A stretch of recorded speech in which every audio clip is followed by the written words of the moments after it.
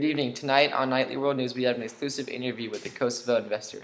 See how one of the world's newest republics is abolishing all doubt, and take an in-depth look with us at Ecuador's economy. All of this tonight on Nightly World News with Austin Schexnaider.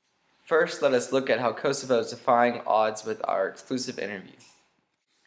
Tonight I have with me Christian Diaz, a new investor in Kosovo. Can you tell us what you're invested in? Well, I am invested in the business of mineral mining. And why did you choose Kosovo as a country to invest in? Kosovo has a large source of mineral mining, and as a new republic, Kosovo had fairly low corporate taxes. What do you believe about Kosovo's future? Well, I believe that Kosovo will have a very strong economy in the future because it has shown steady increase in GDP each year.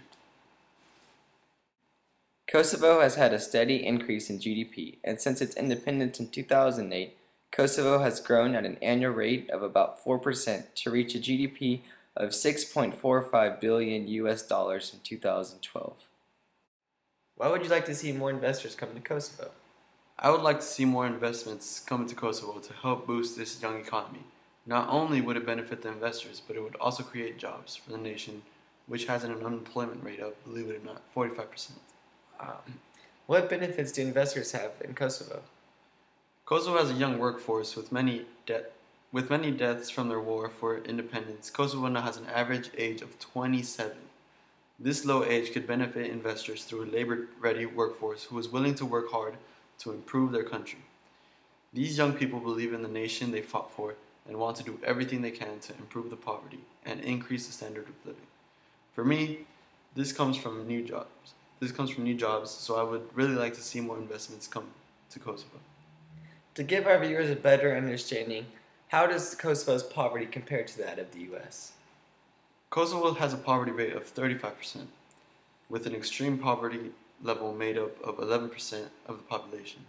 Compared to the U.S., this is extremely high since the U.S. has only about 14% of its population in poverty.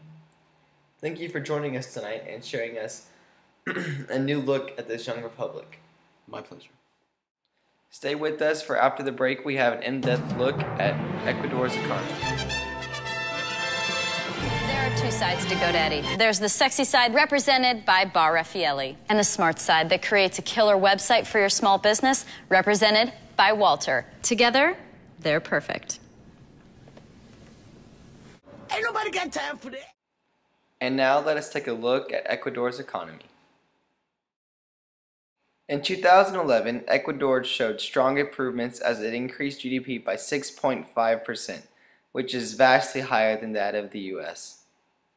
In 2012, Ecuador saw a GDP of $134.7 billion. But Ecuador's per capita GDP was a mere $8,800. Why might this be? This fairly low per capita GDP is from a widely uneven distribution of wealth.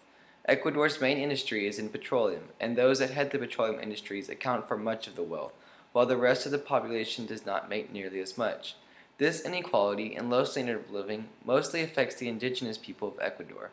While the government is trying to solve this problem, there has been much political disarray in recent years, such as 2 new constitutions within a 15-year time period.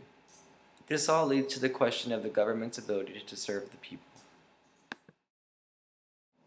Ecuador's poverty rate is at 29% compared to the U.S.'s 14%, and this picture portrays just how severe it is compared to the U.S. Ecuador, like Kosovo, is in need of new lower-level jobs to raise unemployment and per capita GDP. Thank you for joining us, and this is Austin Schexnaider signing off on Nightly World News.